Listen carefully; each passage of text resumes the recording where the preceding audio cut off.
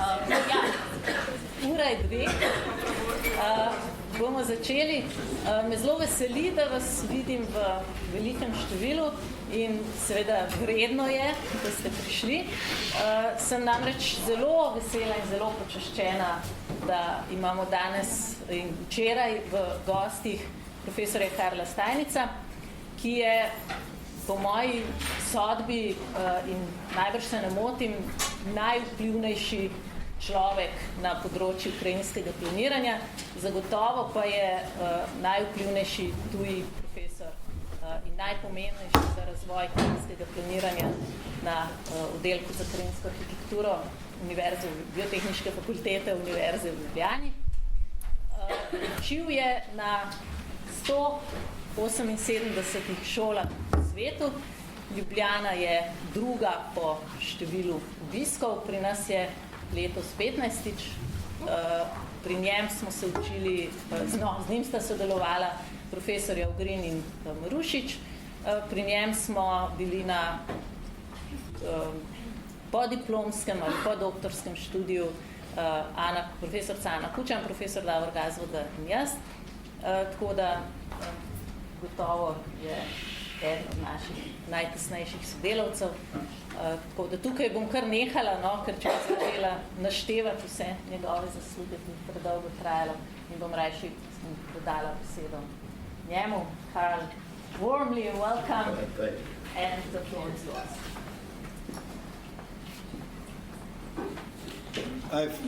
I've been in this university 15 times. And I actually have an honorary degree from this university, mainly because I'm old enough and I've been here 15 times. That's the only reason. But that 15 times has been over a period of 50 years. I was here before this university was here, right? And I see some familiar faces. 50 years ago, Ivan Marušič and Dušanu Ogrinu did two very brave things. They organized the first global conference on landscape planning, the very first. And they invited, as I remember, 12 people, mainly from Europe and North America. Today it would be different. And we each discussed landscape planning in our countries, but more generically, we discussed methods of landscape planning. And one of the things that became very clear to us is that almost all the landscape architecture departments in the world did some of it, but they had difficulties with two ideas, really serious difficulties with two ideas. One was, when you think at this size, is it design or is it planning, and does it matter? And we had colleagues who said it's not design. You have colleagues who say it's not design. And I disagree totally. I think it is design. And I used as the basis of my position the argument made by Herbert Simon, who was one of the great intellectual Americans in the last century, in the late 20th century. And he basically defined design in the following way. He said, everybody designs who proposes conditions which are better than the ones they have now. Design, in this definition, includes planning, it includes engineering, it might even include law. And it basically says, what you need to do is you need to figure out what the issues are and propose things that'll make it better. And those could be finances, they could be laws, they could be planting trees, they could be building buildings, who knows what it is. But it's not special. It's not special. You have to figure out the systems that you're dealing with. That's different. You have to figure out what the tools you need. That's different. And those are the bases of professions. But the motivation is not different. And therefore, I feel very comfortable saying I can design here, and I fully intend, I hope, to design here, because it needs it. It needs it desperately. And the distinction is a fuzzy distinction. You can't say this is design and this isn't. You can design both. But the means may be different, and the methods may be different. And the problem that we have as professionals is which means and which methods for which size, which scale, and which culture. And that varies. It's not always the same. So I've always argued with my students that there's no such thing as the design method, singular. There are many methods. And the only question is, how do you attach the methods to the problem in a reasonable and efficient way? And Ivan Marić, at 50 years ago, did a second thing that was important, not just the conference. He decided that his students should study a very large part of Slovenia. What was the name of the area? Soško polje. Soško polje. And that they would do it in a semester. And he asked me and one of my colleagues to run a workshop with his students. This is in the late 60s, late 1960s, 50 years ago. It's 50 years ago. And those students did the very first computer-based regional design in Europe. The very first. Nobody had ever done one before. I had done 2 of them at Harvard with my students. But this was the very first one in Europe. It was published in Garten und Landschaft. And it was a very brave thing to do, because the maps at those days were in black and white, and they were ugly, and people didn't even think that they were maps or designs. They didn't look like watercolor. And that made them not design to various colleagues here at the university. But Ivan was right, and his colleagues were wrong. And it was a very brave thing to do. And so I'm dedicating my talk to Ivan and to Dušan in absentia. I met with Ivan today at lunch. It was a great pleasure. He's not in very good shape. But those of you who know him, it's an object of great respect on my part. My talk, it's not only my talk, will be in 4 parts. It'll be long, and I tend to go this way in my lectures and then come back like this. So I'll say what I want to say. Why geodesign and why negotiation? Well, why not call it landscape architecture? And the reason is this. For the last 40 and 50 years, I've been the only person in my school for many years, many years, who teaches in 2 different ways. I teach students from across the school, not just landscape architects. And instead of 1 project, 1 student, or 1 student, 1 project, I teach 15 students 1 project. And the question is, how do 15 students make 1 project? Well, there is a certain type of project, and it happens, hold on. This is a project for 1 student. This is, by definition, not a project for 1 student. So if you're interested here, and you believe that what you're doing here can go here, and can go here, and can go here, and go here, you're probably wrong somewhere around here. Because it's too complicated. It's too big. You don't have the time. You don't have the knowledge. It's too uncertain. But if you believe the other way around, that you can design here, and you can go this way, and this way, and this way, and this way, you're also wrong. Because what you're doing here is different from that, and it stops somewhere around maybe here. And I'm interested in this fuzzy area in between. The fuzzy area where you might do a lot of it, but not all of it. You might do a lot of it, but all of it. But if we work together, we could probably do all of it enough. And that's at a scale which is bigger than a client, smaller than a country or a continent, but it's where the major infrastructure decisions are made and paid for a very long time. And it's not a project for tomorrow morning, it's a project for the next 20 or 30 years, like a highway, a water system, a green infrastructure system, a national park, an urbanization pattern, a conservation strategy.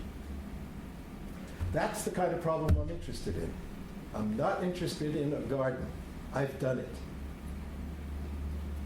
And I'm not yet able, none of us are, to figure out what to do here. But we can do a lot here, and it's this range, this middle range, that I want to talk about. I'm going to talk about it in 3 different ways. And Luca, is he here? Yes. Not yet. Yeah. You are. And Luca is going to do it in a 4th way. For the first part of my talk is going to be about geodesign, what it is and what's different about it. What it is and what's different about it, when I begin my talk, is it's for landscape architects, but not just landscape architects.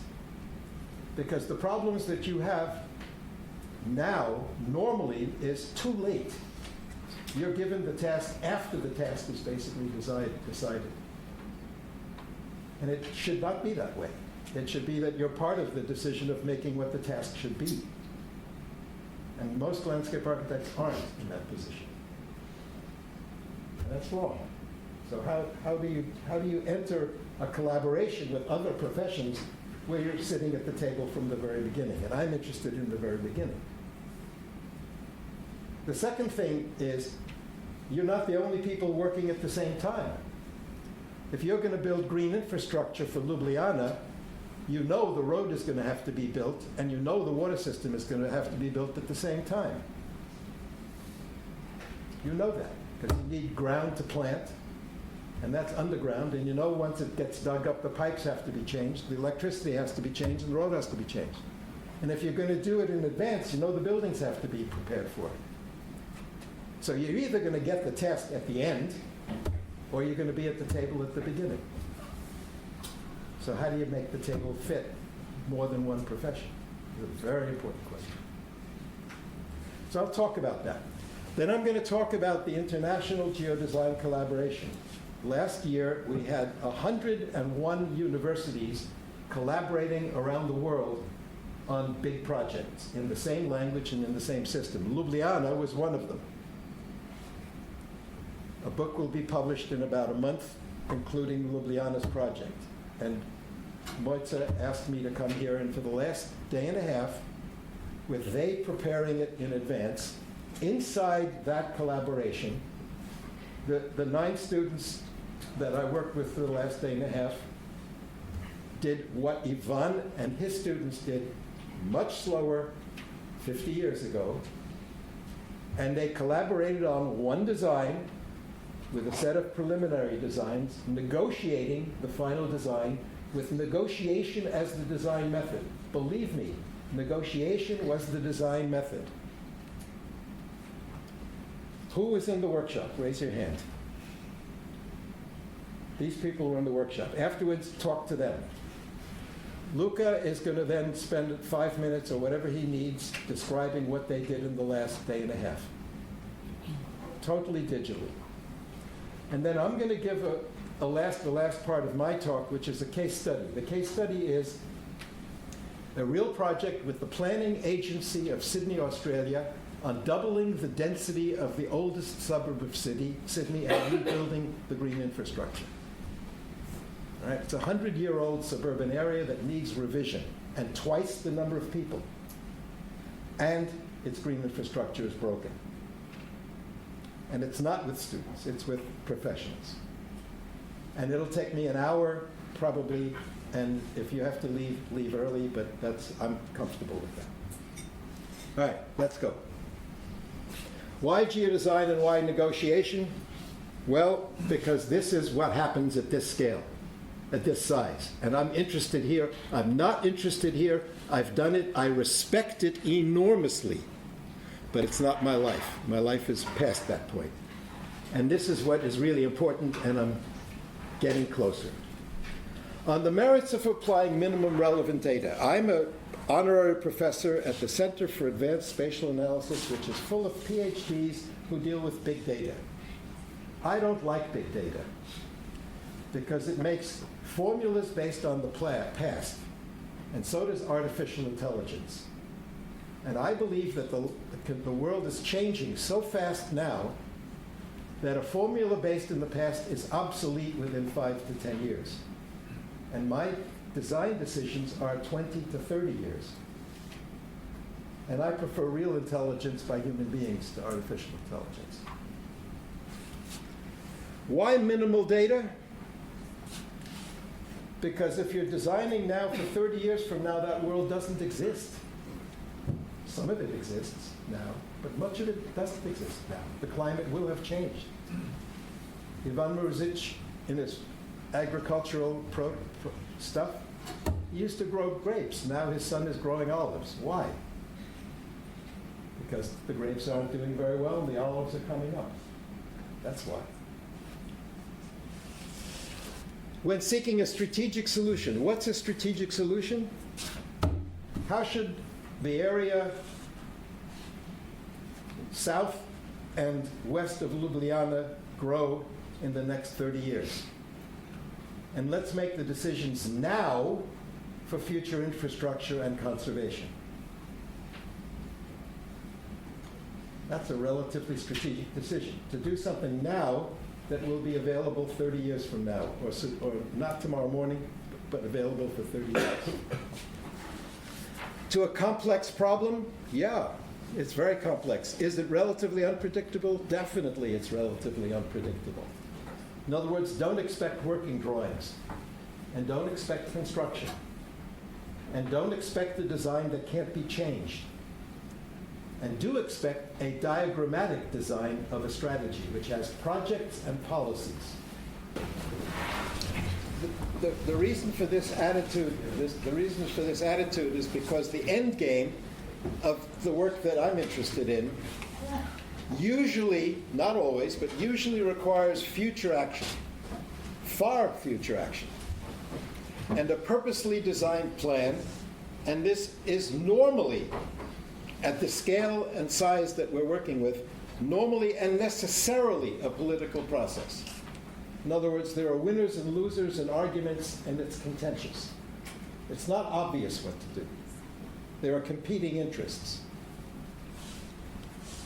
For example, planning for the future in 2050 of the eastern suburbs of Sydney, Australia, my case study, or the case study that these nice people did yesterday and today.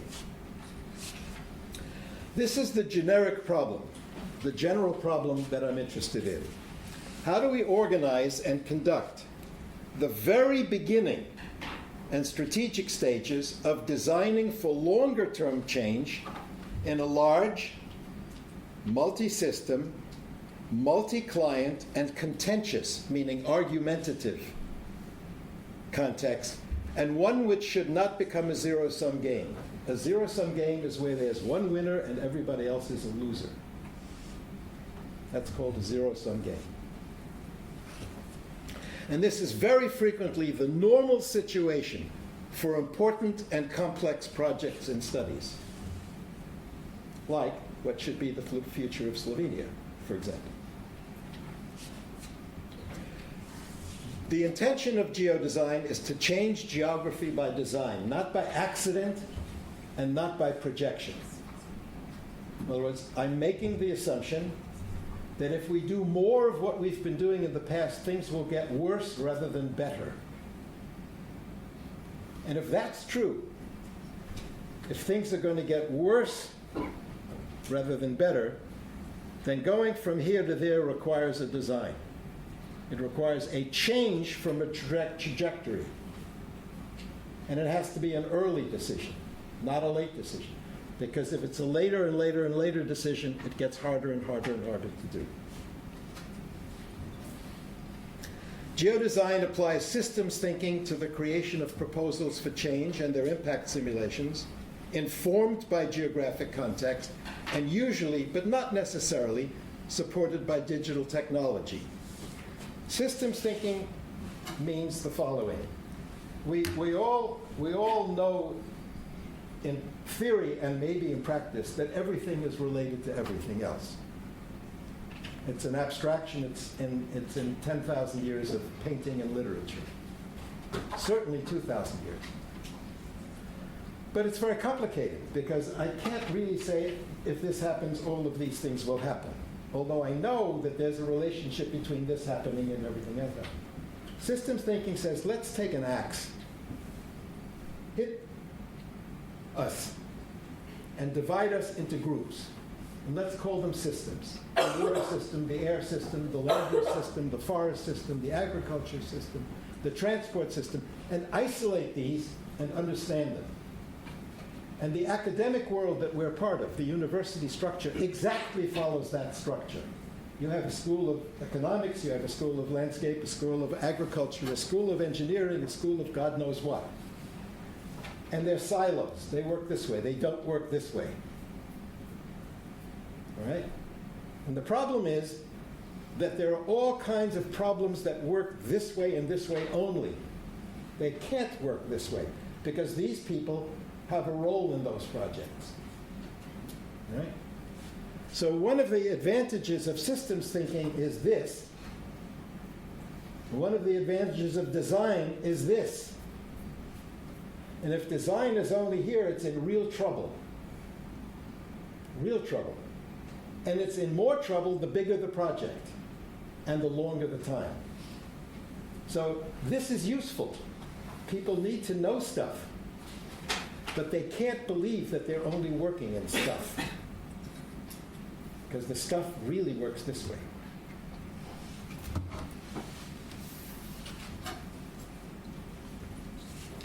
Geodesign is an invented word. It was invented by 3 people in the 1990s who didn't know each other. It appears in print in the 1990s. And that's not my word. And it's a very useful term to describe a collaborative activity that is not the exclusive territory of any design profession, geographic science. A geographic science is something that ends in ology. Geology, biology, hydrology, or information technology. Each participant must know and be able to contribute something that the others cannot or do not. Yet during the process, no one need lose his or her professional, scientific, or personal identity. Landscape architects are essential, and they're landscape architects. There's no such thing as a geodesigner. It's not. It's a process of designing that requires different professionals to collaborate. That's my opinion. And there's no automatic leadership. The landscape architects in America believe that they're going to lead the process of designing the world. Nonsense. It all depends where you are, who you are, and whether you're capable. Leadership rises to the top, and it comes from anywhere. It's just not true. It's a bad idea to have in your head that it's yours. No. You have to earn your right at the table. Geodesign is serious. There are important problems, and frequently there's little time for decision and action. People and groups have different interests and priorities. Each needs legitimacy via design. Geodesign does not normally produce a final product. It's likely to be most useful at the beginning of thinking about and deciding on the strategy of what to do. Geodesign is complicated. There are uncertainties. There are multiple geographic scopes, political boundaries, watersheds, etc. There's complex content, systems which vary by size, location, threat. The change requirements are many. Geodesign methods do not scale and do not repeat exactly. They should fit the context. Therefore, geodesign and its technical support needs to be flexible, iterative, transparent, and rapid. The students that worked with us today, by the time we were done, we probably have 200 diagrams of policies and projects that had to be integrated. A typical design might have 30 to 40 different projects and policies. And My guess is that the team that made the most designs made 5 plus 3 plus 2 in negotiation. They made 8 versions of their design during the course of a day and a half. Each one was better than the previous one. And they're happy with the final one. And none of the first diagrams were in the final design, which means their first idea was not the best idea. And working with other people in the 4th and 5th idea was a better idea, and they learned that. Geodesign is dynamic. Change in a design is a relational synthesis in space and time of sets of system-based policies and projects, and the sequence matters. The designs that we made were in 2 stages. Designs should be assessed and iteratively improved, knowing that any change changes all the systems. Therefore, a primary aim of geodesign is to rapidly move from infinite possible designs toward a socially, environmentally, and economically feasible design, we hope. The end game of geodesign is achieved by informed negotiation. Data, analyses, syntheses, and discussion. Geodesign is collaborative. It's likely to be collaborative. And this is a big problem. Therefore, all aspects of geodesign support must be easily learned, easily used, and easily communicated. And most importantly, the language of geodesign must be easily understood by all. I've worked in many circumstances with scientists and designers, and they don't speak to each other very well. They speak in different premises and different languages. And therefore, a graphic language is the best one, and we work in a graphic language. You'll see it as I develop it. Geodesign is basically a social political process of design. I've written a book after many years, and I'm basically making the argument that at this size, you have to involve the people of the place, several design professions, several geographic sciences, and some level of information technology. The students that we had, the 9 students, many of them live in the area that we studied. So we had people in these zones, not just here, here, but they move and have multiple identities.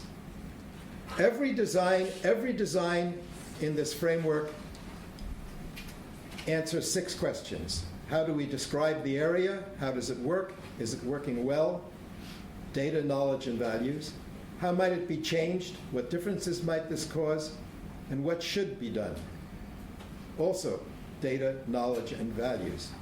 That's the current situation. That's the future. We have to figure out why. We have to figure out how. And then we have to figure out what, where, and when. Now, Moitza and Barbara and their students, before I came here, went through these questions. They did this, we did this, and they did this. And so we started here, saying what can be changed? Should we feed back? And we fed back many times, changing in some cases data.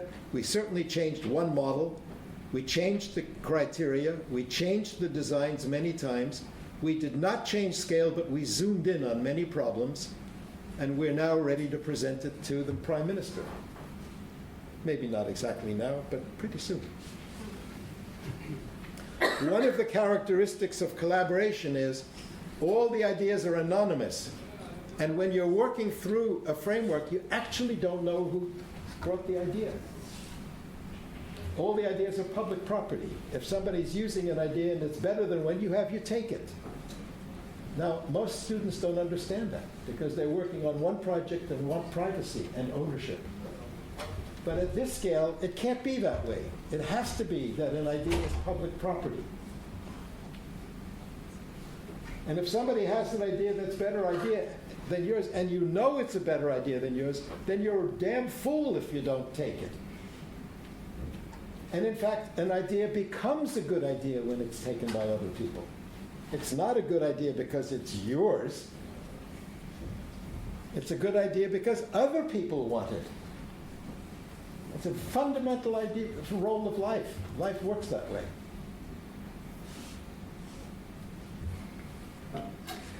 And even though it looks linear, it's never linear. The advantage of having a framework is you know when you've made a mistake and you can go back. And it's really important. Design is not a random process. It's an organized process at this size. It can be a random process, but not when you're dealing with a nation. A garden? Yes.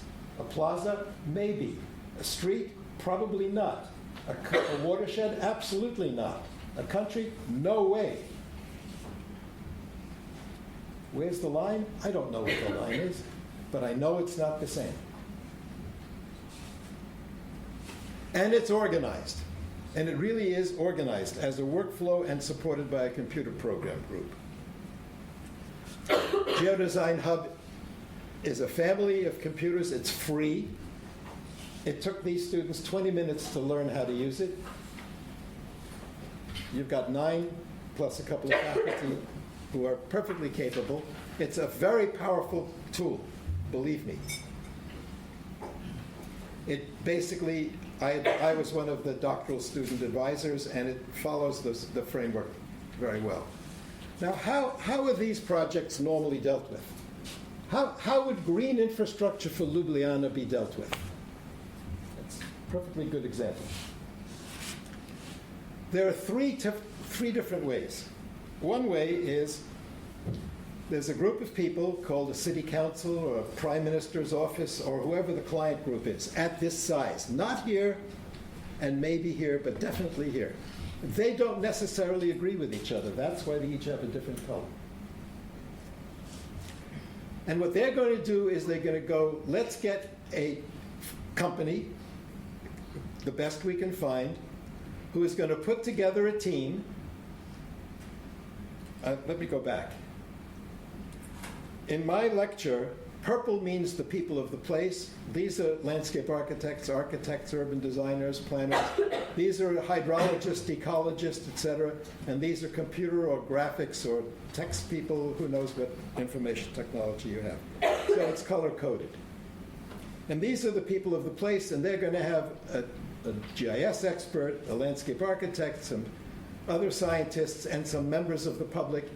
And they're going to make a design, and they're going to show it to these people, and they're going to make another design and show it to these people and make a third design, and then meet with these people.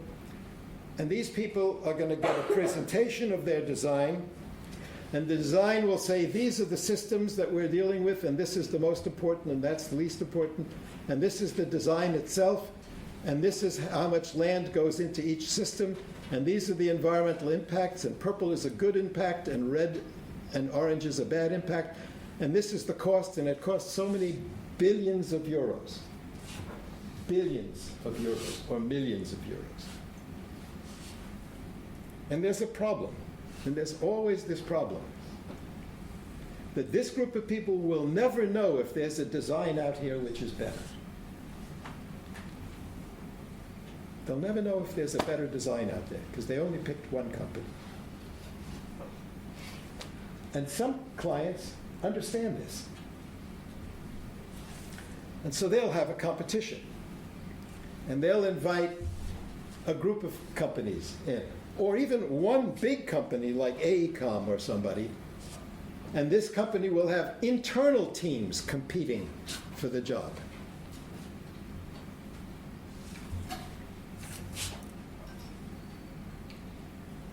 And they'll make a design, and they'll have a review inside, they'll have another review inside, and then they'll show it to the client group.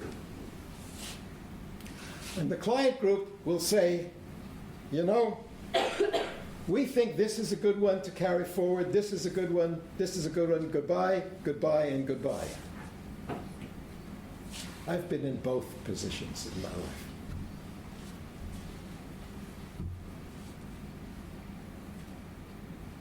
And they'll have a second meeting.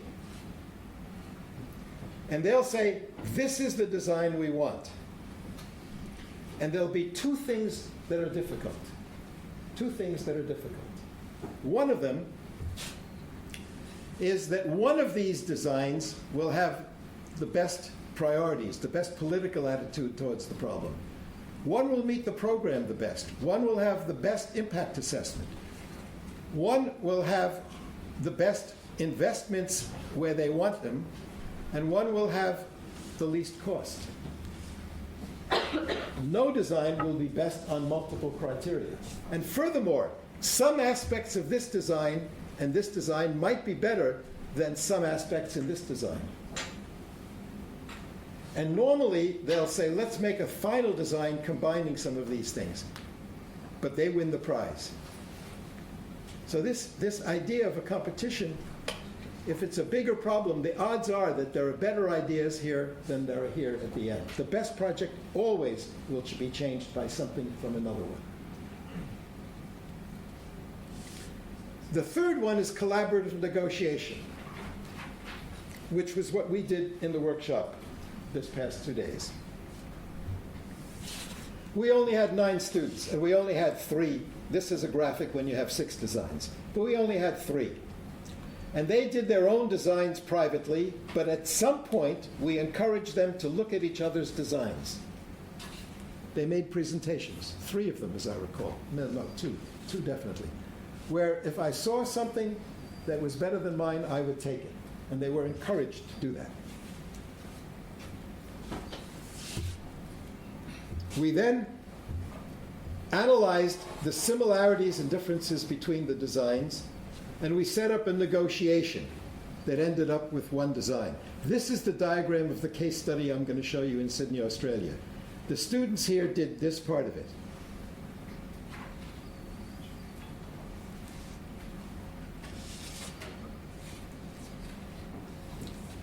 The reason that it's hard is the language differences. The people who come from the sciences speak one language, and they tend to be defensive. They say, this is a wonderful place now, it's full of nature, let's protect it.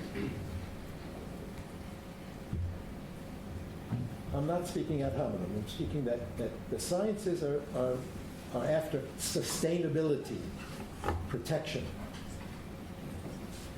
The design professions, landscape architects, the least of them, are demand-oriented, offensive strategies. If somebody says, I want a shopping center, and you're an architect, you'll build them a shopping center, whether or not it's a good idea. So there's a conflict between offensive strategies and defensive strategies, especially at this scale. And negotiation is pervasive. Look, if you're a geologist looking at the world and you're interested in the Brundtland Report, the definitions of sustainability is environment, society, economy becomes sustainable. And this is a diagram. But surely that's not true equally. Surely in some places, society is more important. In some places, ecology and environment are more important. And some, frankly, economy is more important. If you're poor and you're starving, economy may be more important than environment. If you're rich, you're not starving, environment can be made more important. But if you look around the world, that's the attitudes. It's not the same all over. And it's certainly not equal. And look at the opposite. Look at Vitruvius, 2,000 years ago, not quite 2,000 years ago. Firmitas utilitas venustas. And it applies to landscape architects equally. Useful, beautiful, and durable. Surely not equally. My students at Harvard think beauty is more important than usefulness. They're probably wrong. They're lucky if they're right. Really lucky if they're right. But at least it's a debatable question. You're balancing objectives, and they're not equal. You have to negotiate internally to your own brain. And if you're in a public environment, you absolutely have to negotiate those things. And your design has to solve all 3 problems. but not equal. And if you're dealing with the scientists who have one attitude and the designers who have another attitude, they're internally negotiating, and they have to come to this problem talking different languages and negotiating. That's very difficult. It's really, really hard. It's really hard. And it's doubly hard when each of them thinks they're the boss. And so getting rid of those attitudes and coming to a language and a methodology that's humane and sensible and quiet is useful. It's really useful.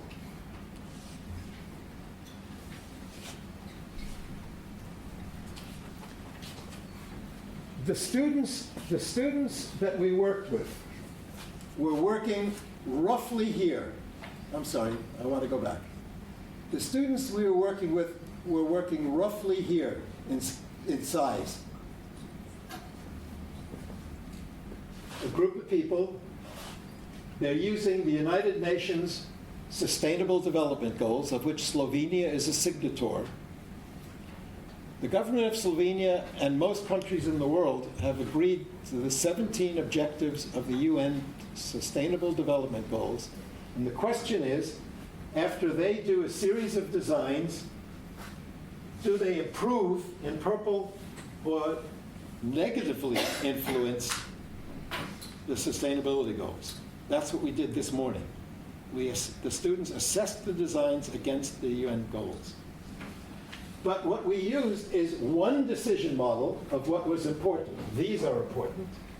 And equally, which is wrong, but that's a simplification that we used. And several scenarios of requirements, which Luca will explain. And my case study in Sydney is several decision models, several designs negotiated into one design. But there you had one decision model. Here we had several. Here we had several scenarios. Here we had one scenario. And it's possible in the middle to do both. I've done a project like that, where you have two big choices with several scenarios of each. You negotiate those choices and you study it for the UN. So these are pieces of methodology that you can put together. You can put them together. Now, my second theme.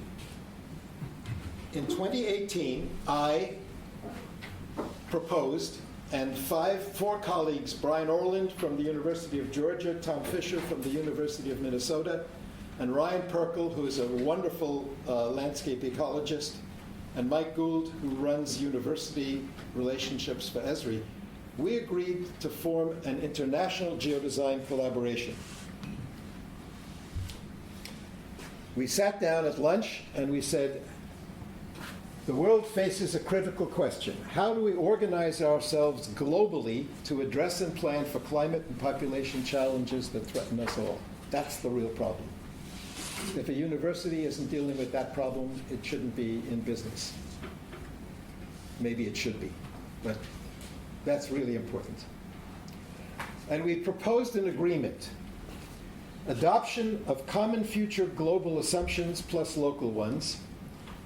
An agreement to study 10 common land use land cover systems at the same time in our projects, regardless of whether we were landscape architects or economists or transportation engineers. In other words, we decided that our projects would be multi-system, not just landscape. And that's regardless of what we do.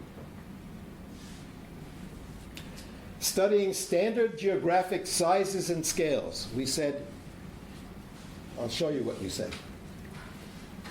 Studying impacts under common scenarios at common time stages. We decided 2035 and 2050 were important because other people had already made that decision globally. We decided that we would publish the results using common presentation formats. That's really important, so that we could compare one project with another project, either for adjacency or simply two projects of the same type around the world in different countries. What's different and what's similar? And we decided to conduct research to capture what we learn. And we're producing a book next month with 8 chapters comparing projects in the same language all around the world. And they are different. I basically called 40 of my former students, 40 of them. And I said, does this interest you? 38 of them said yes. 2 of them said, I can't do it, I'm already occupied too much. Then I told those students and friends of Brian and Tom's students, call other people you know who are interested in these bigger projects. And within 4 months, we had 90 teams in 90 universities. We got to 101. We're now at 140. These are the universities.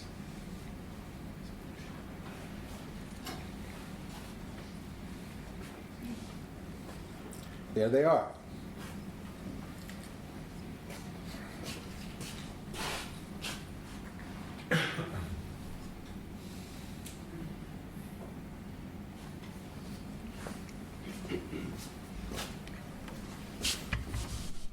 These are the projects.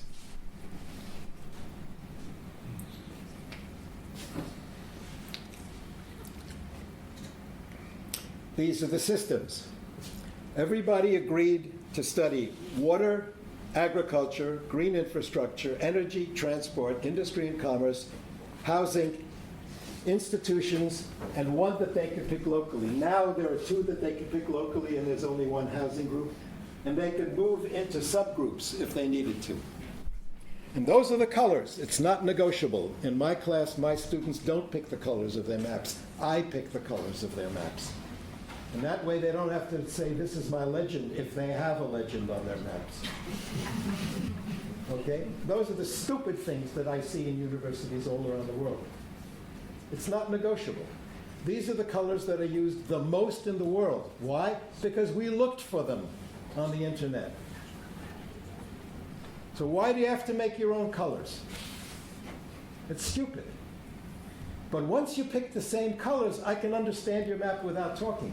The presentations these students made in the last 2 days were 3 minutes long, no longer, and everybody understood what they were doing. Why? Because they were all using the same colors. Nothing more complicated.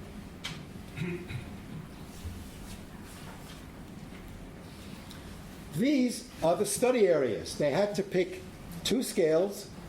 They had to be square. They could inside be a complicated shape, but it had to be bounded by a square.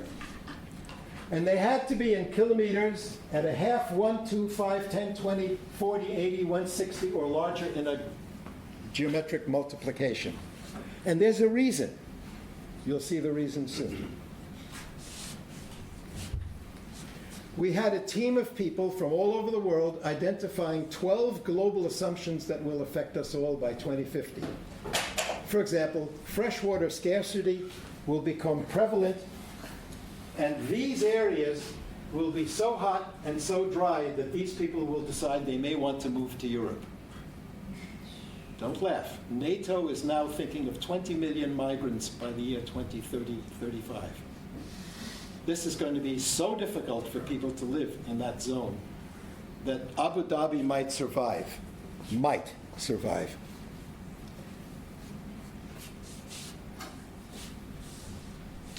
We identified 156 things that would change green water, transport, energy, and movement. And they're all on the internet. They're all downloadable. These students used them in the week or so before I came to look at them. And they picked a bunch of them that they thought would be innovations that their designs had to at least consider dealing with. For example, global assumptions. For example, what would happen to the train system if cars could link up directly, go at 100 kilometers an hour, and then peel off and take you either to home or to your work and then join up with the train on the way back and do the same thing, instead of waiting half an hour for a train that's slow. And still needing a bus or a car at the end of the train station to get to the train station and to leave the train station to come to the university. What happens to the train system? And should you now build a train system that in 10 or 15 years, given the tests that are now ongoing, will be obsolete relative to cars joining up into trains? A very interesting question. If you have a train now, that's fine. It's not the same as building a new one. It's a discussion. They had this discussion. We agreed on the following things: that there would be a 2020 starting position with a history, 2035 and 2050, and that there would be 3 scenarios. One group of people would say, let's assume that between now and 2050 things will change. We make a list of the changes and we design now for those changes that we expect by 2050. The opposite group that says, we have a way now of planning and designing and doing whatever we do technologically. Let's continue it to 2035 and let's continue it to 2050 and see what happens. And the third group says, let's continue for 15 years, see what other people are doing around the world that's innovative, and in 15 years, let's take some of those ideas and move them forward, but we're following it 15 years later than these people did. And those are the scenarios that we worked with this group. We agreed to work with the UN goals. These are the 17 goals. No poverty, zero hunger, good health, quality education, gender equality, etc. Sustainable cities and communities, climate action, life on land, life below water.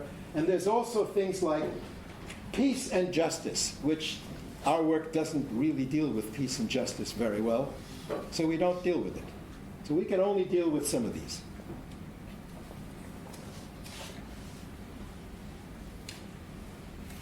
This format and all of these squares are exactly these formats, this format, and this format. These are 3 of the projects: University of Southern California, Universidad Autónoma Metropolitan Mexico City, and University College London. This is my project, Growing London. And these projects are always in that position, and we have 50 of them in the book. And they're all in the same color code. Purple is industry. We had a conference. We had 150 people at the conference from about 65 schools. And we discussed what worked and what didn't work. And there they are. That's us. And that's the website. And anything on that website is downloadable. Now, why apply geodesign in a workshop? There are 5 good reasons. One is, when applying geodesign and there's little time and small data, you'd be surprised that some of the biggest projects in the world were done really fast. For better or worse, but really fast. When starting fast to identify central issues, if you talk too much at the beginning of a project, you never solve the end of the project. It takes a design sometimes to decide what you want. It takes a design to know what the questions really are, because you have something to think about, an object. Many of these students who I worked with changed their minds during the course of the project. Many of them said, there's a question I hadn't thought about. You thought about it, I didn't, let's work together. It happens. It happens a lot. When it takes a design to know what's really wanted or not wanted, and most of all, in the real world, really most of all, when meeting many people in separate silos is ineffective. If you're dealing with the green infrastructure for Ljubljani, you've probably got 20 agencies to meet, one at a time. And by the time the first one tells you what they want, and you come to the 18th, you've forgotten what they want in the first one. It's an impossible process.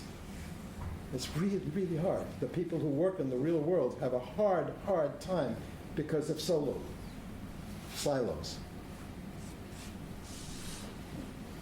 There are social rules for collaboration. If you don't understand, ask a question. If you say you'll do it, do it. If you can't do it, ask for help. If ask for help, give it. No idea is a bad idea, but not all ideas are equally good. The word no doesn't occur in the projects we do. All ideas are public property. An idea becomes a good one when adopted by others. Nothing is worth more than 5 minutes of discussion. It's probably true in academia. When in doubt, vote. A good design is a finished design. And it's our design. I did this part. That's the most you can talk about it. It's our design. Luca? Yeah. In English or Slovene, whichever you find easy. Are there any English speakers that would prefer that I do it in English? No? Okay. No, lepo pozdravljeni, jaz bom predstavil to, kar smo mi naredili v zadnjih 2 dneh pri tej delavnici s profesorom Steinicom. Začeli smo že prej delati na tem projektu in sicer smo naprej naredili evaluacijske karte vseh teh 9 področij. Naše dodatno področje, z katerega smo si izbrali, bil turizem in smo gledali, kako bi to tudi turistično uredili. Potem smo pa izdelali na tej delavnici te scenarije in smo v bistvu razdelili smo se v skupine, kot je profesor že povedal. Vsak je vzel v bistvu en ta mindset, en scenarij, 235, 250, adapter, non-adapter, late adapter in je mogel v bistvu čim bolj ugotoviti, kako bi ljudje se to odzivali, kakšne ukrepe bi sprejeli. In smo razvili pač različne v bistvu te dizajne. Potem pa, ko smo šli čez prvič, naredili smo 2 verzije, potem smo pa v bistvu imeli prvo negotiation, to se reče, kako se temu slovenščini pogajanje. In smo v bistvu te late adapterji pa non-adapterji se spogajali, kakšna je situacija leta 2035. Skratka, kaj smo naredili do leta 2035, in smo izdelali v bistvu tale dizajn. Oni so imeli pa v bistvu najtežjo nalogo, so mogli pa sami ugotoviti, kaj so, če bi napredno razmišljali, kaj bi leta 2035 naredili. Pa smo pa še enkrat ponovili v bistvu ta postopek novih verzij, pogledali ostale dizajne, dodali, kar pač ukradili, sposodili si te dobre ideje.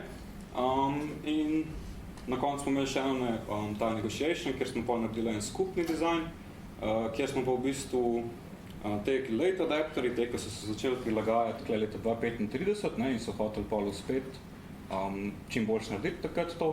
Smo se pogajali s temi, ki so se že v začetku začeli prilagajati in iskali neke skupne točke, najboljše rešitve. Kar je bilo zares zanimivo, je, da v bistvu končni rezultat ni vseboval skoraj nobene rešitve, ki smo jih naredili na začetku. Res je dobra mi se mi zdi ta metoda, zato ker v bistvu iščeš rešitve in nabereš eno ogromno bazo rešitev, eno banko rešitev imaš, ki pa lahko pač z njimi poskušaš, pa se pogovarjaš, pa kaj nekaj ne gre, lahko vidiš, kaj bi lahko drugega šlo, pa mislim, ta framework, ki je en Geo Design website, je res dobro narejen, je efektiven za to negociacijo. To pa čisto na desni strani so pa še te tabele, ki smo pa na koncu po teh, vsak v bistvu je ocenil svoj sistem, kako misli, da vpliva na to in rezultati so dosti predvidljivi. Skratka, ta številka, ki na koncu vam pove, koliko naj bi bil rezultat, mislim, skupni seštetek, plus 3 je pomen most beneficial. In pač, če bi se začeli prej prilagajati, bi lahko več dobrega naredili, kot če se začnemo prilagajati kasneje, kar je dosti očitno.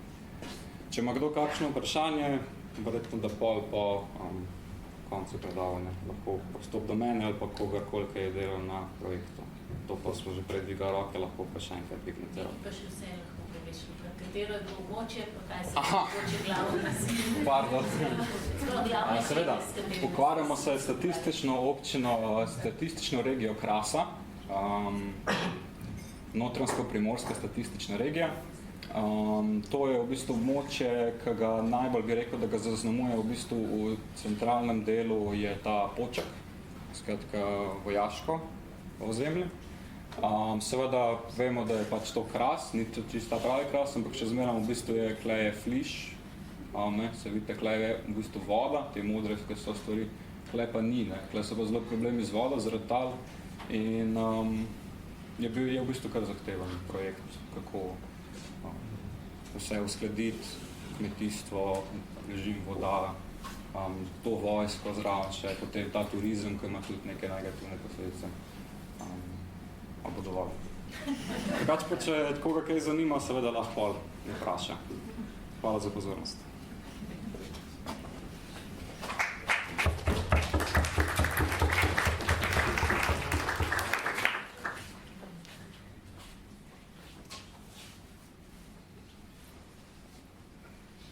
This is Sydney, Australia.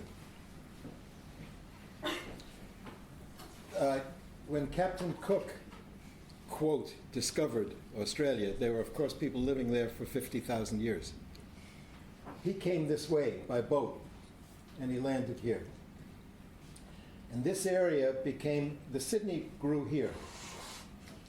And this became, about 100 years ago, the main suburban area. It's fully developed. Fully developed. This is the port of Sydney. This is the airport of Sydney. The airport is now being moved to here. The port is being moved to there.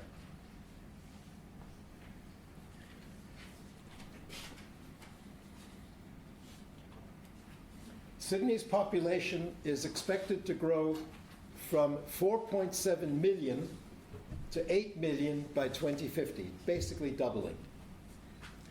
And Sydney has a very, very active planning structure with every modern aspect and totally wide awake public. They don't want to grow outward. They will have to some extent, especially with a new airport being built, which, by the way, was their project in the collaboration last year. They want to grow up, and they want to densify the existing suburbs, doubling the population in an already fully built area.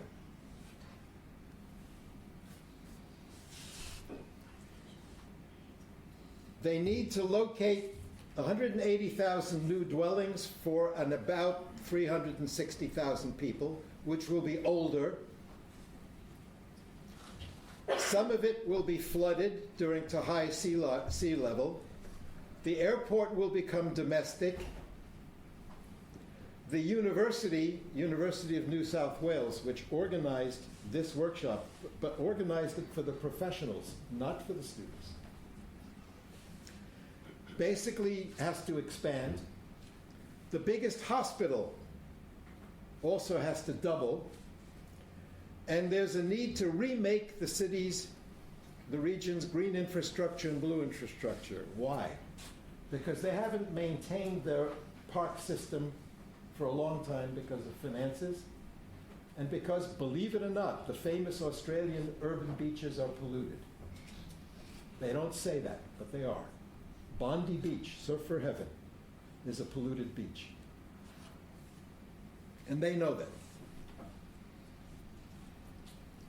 This is a special case. This is the most famous private golf course, and there's an idea to make a walk all around the coast, which exists except in the most private golf course. Maintenance in the parks, they're old parks. They've been there for a long time. They're very mature. They need maintenance and in some cases redesign.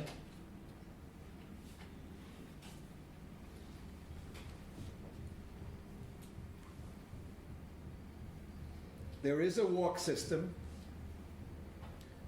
That's not a walk. That's a private road for golf course.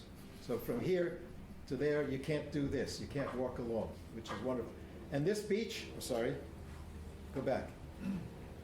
Go back, go forward. This is Bondi Beach, the most famous Australian urban beach. And it's a great place, except you can get sick.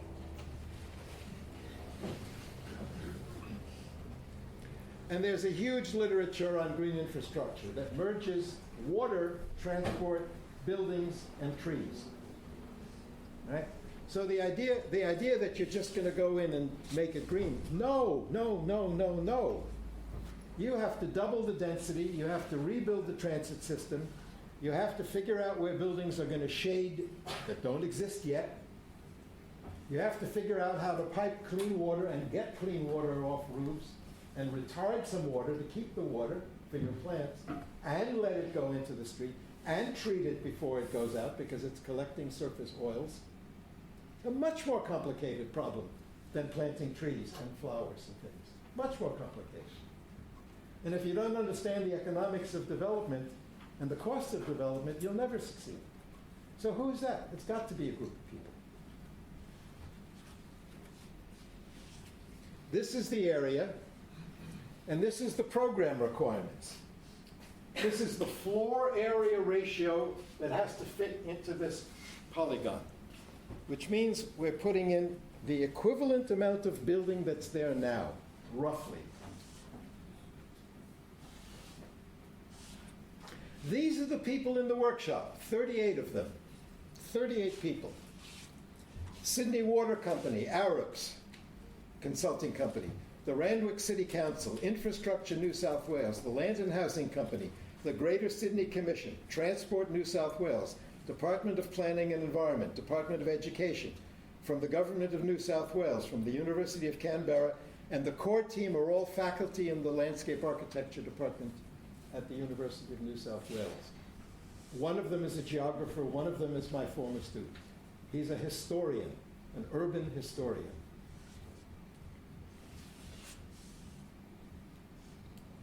This is the diagram, working for 2 days, no different from what we did here. This is the night before. Chris Pettit is the organizer, that's me. And what I'm doing is I'm giving the same lecture in a version that I'm giving you now. I'm basically saying this is what we're going to do, and here's one that we've done before. And these are professionals. These are people who are actually doing this work. By the way, these people know each other one at a time.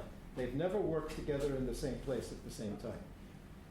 Organizing the workshop was easy. The hard part was getting the people to get their calendars free for 2 straight days, and that took 6 months of planning in advance. That's Rishi Balal. He and I are teaching the workshop together. This is my former student, Jim Wierick. And I need to say that in these slides, I always give slides, this is day 1 at 10 o'clock in the morning. So that position will tell us the projection. I'm going to give you the time series of the work. The first thing we did was we organized the evaluations of the existing conditions. Everything, green infrastructure, blue infrastructure, tourism, education, commerce and industry, high-density housing, medium-density housing, vehicular transport, and pedestrian and bicycle transport as different systems. Red means it's working well now, leave it alone. Dark green means it's able to be changed easily, consider changing it. So green is opportunity and red is constraint. Stop and go, in effect.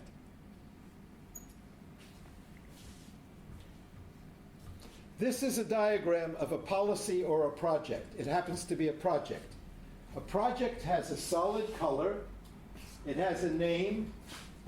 It has an acronym, blue infrastructure, and a number. We know who made it, we know how big it is, and we actually know how much it costs by estimating based on numbers that we get from the internet. And these are projects and policies, each one in a color code, each one in its own color. And this is number 1, number 2, number 3. That's a policy in hatched lines. That's a project in solid lines. And to make it part of the design, you press this button. If you press it a second time, it removes itself from the design. And at 1 o'clock, we're already beginning our first design. And we're in 6 teams. One team called Environmental Sustainability and Resilience, one called Housing Development, one called University and Hospital Employment, one called Efficient Public Service, one called Tourism and Recreation, and one called Compactness, because they want compactness. And these are teams who have the competing objectives. There's not one goal, as it was in our workshop. There are 6 competing goals for what gets done and where money goes and what projects get part of the final design.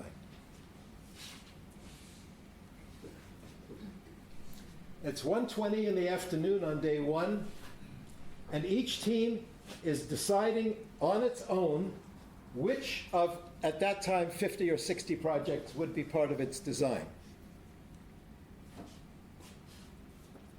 And to make a project in your design, you press this button and it turns black and it's in the design.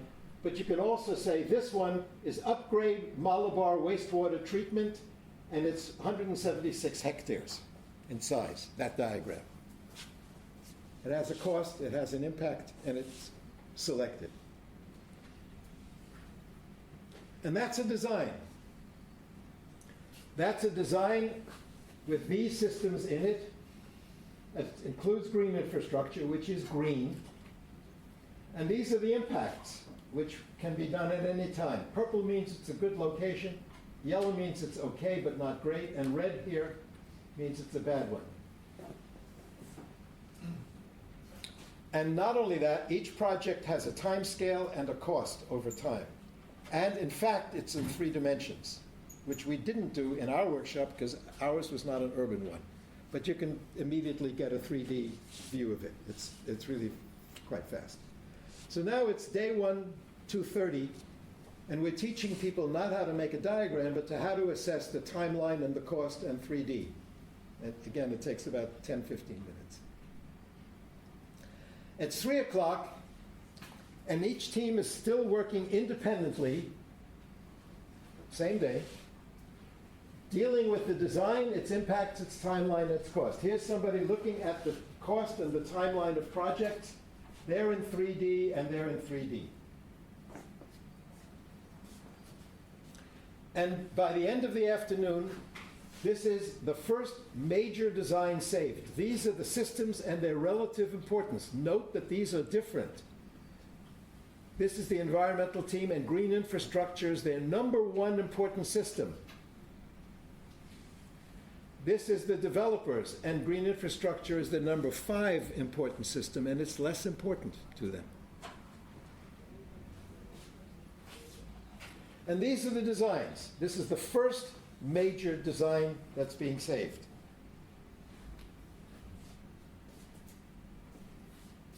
And now it's 9 o'clock in the morning on day 2. So in the first day, we did the evaluation models. We put in the diagrams, each system defining projects that it wanted. We made a first design. We actually made a second design, and everybody went home one day. Not so different from what they did. It's now day 2. Now we're making the third design, but this time we've presented the designs, and anybody can go to anybody else and take their work, because everything is public. Every computer has every design and every diagram on it. So I can even see how many people picked this design, up to 6. And if it's a good idea and I didn't do it, maybe I should think about it. And now we've got the third version of the designs. And what you may not notice, but which I will try to show you. Watch what I'm going to do. This is design number 1, and they're quite different. Look at the differences. They're just different. This is later in the afternoon, when they're beginning to see what's going on. And all of a sudden they're getting more similar, as they should be. And now on the second day, we're comparing the designs. We're beginning to compare them. And we're finding this pattern where different ones are best.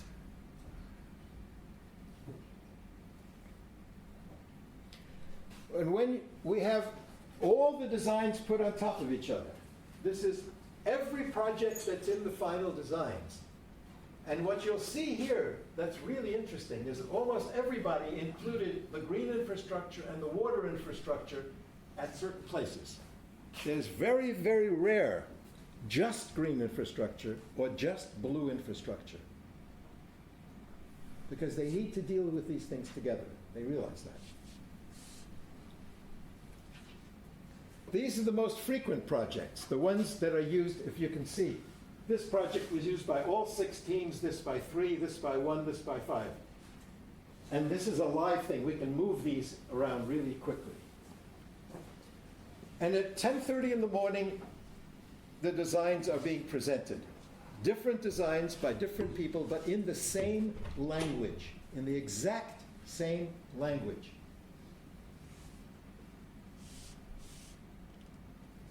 And then we used a sociogram. A sociogram is where everybody was invented in 1934. It's used by school teachers to sit school children next to their friends or away from their friends.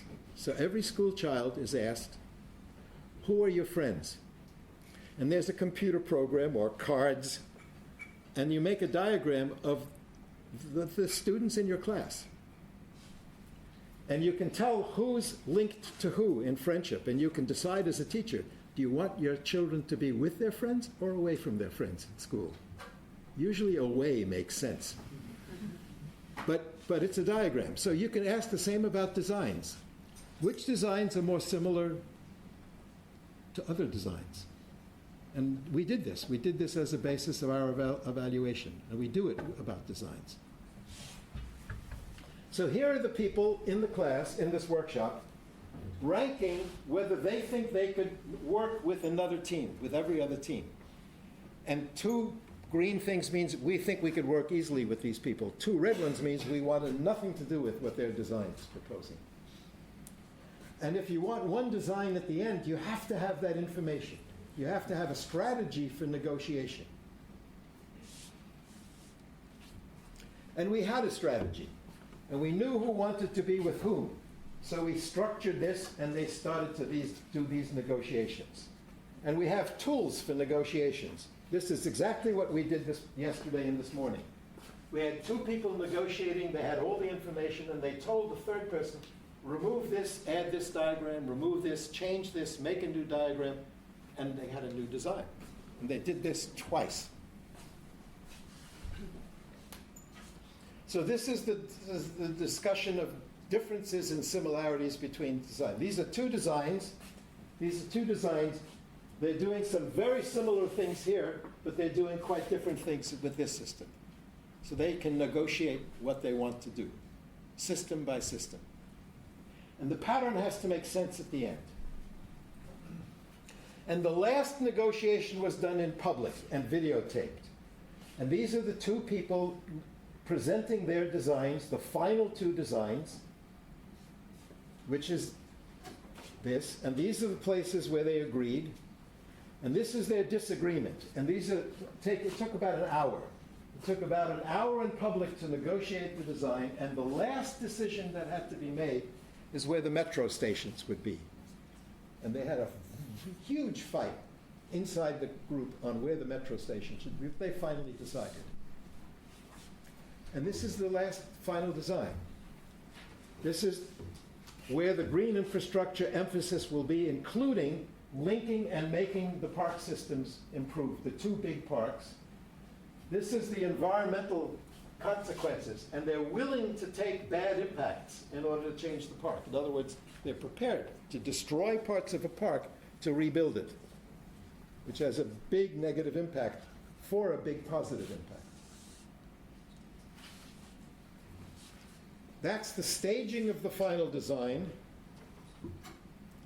And if I had my computer on, let's see what happens.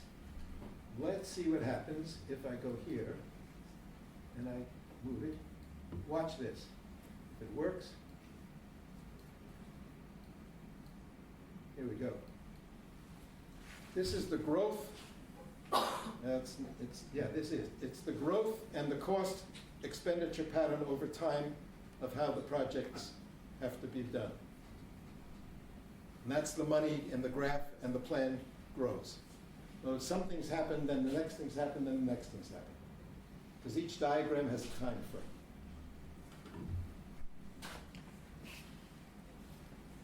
That's typical, simple, really, really simple 3D, and it's based on a new transit system running down this spine. The whole development is based on this transit system with much more intensive housing here. That's the university, that's the hospital. That's the design in City Engine.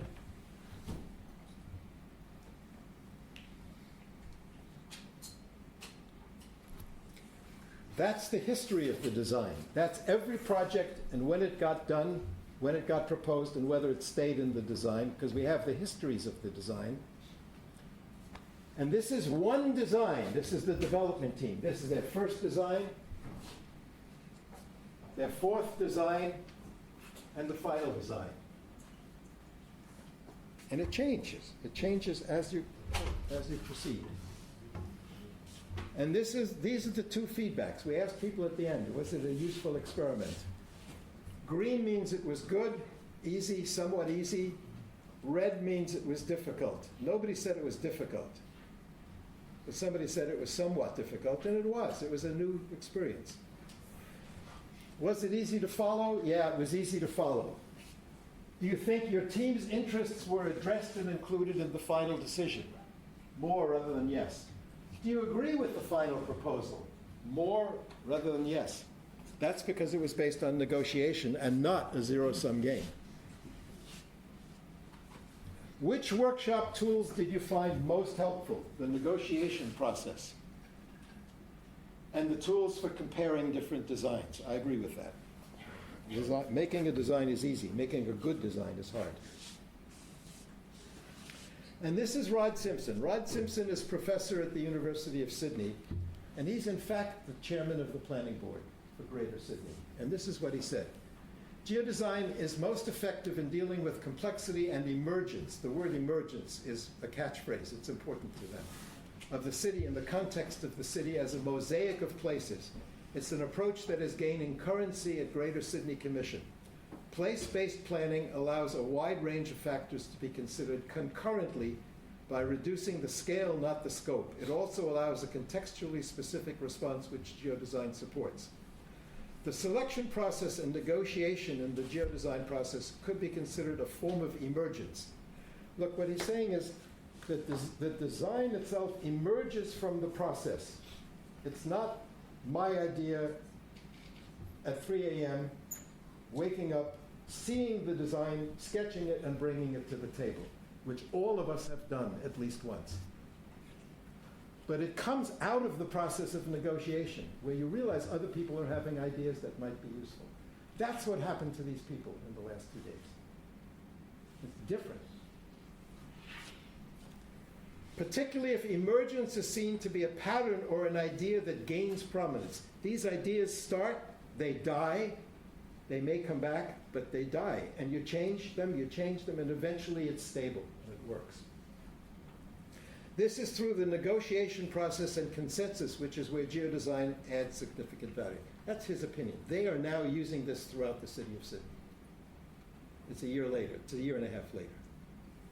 And they have a team at the University of New South Wales who's perfectly capable of managing large projects. And they're doing a new one now about the airport.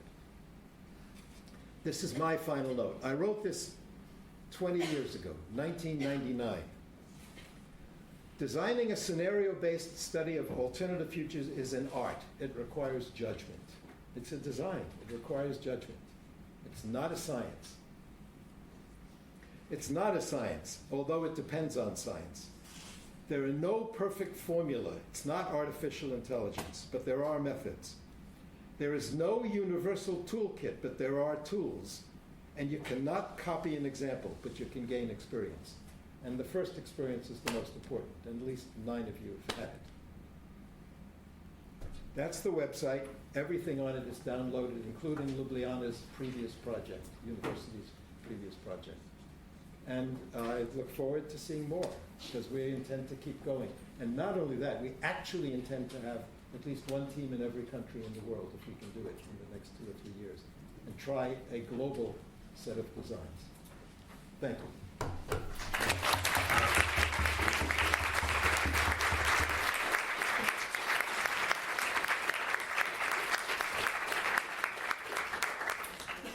Thank you. I think we have time for a couple of questions. It's been a long day, but I know you're in very good condition, so I bet we can handle a couple of questions. So, vprašanja? If you don't have any questions, who are the students who are in the workshop? Raise your hands again. Talk to them.